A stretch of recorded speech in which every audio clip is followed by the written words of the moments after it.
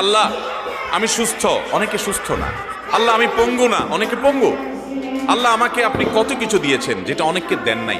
আমার চোখ দুটো ভালো, আমার অনেক নেয়ামত আমি আপনার ভোগ করছি। আল্লাহ আমি আপনার নেয়ামতের শুকরিয়া আদায় করছি, স্বীকৃতি দিচ্ছি, কৃতজ্ঞতা আদায় করছি।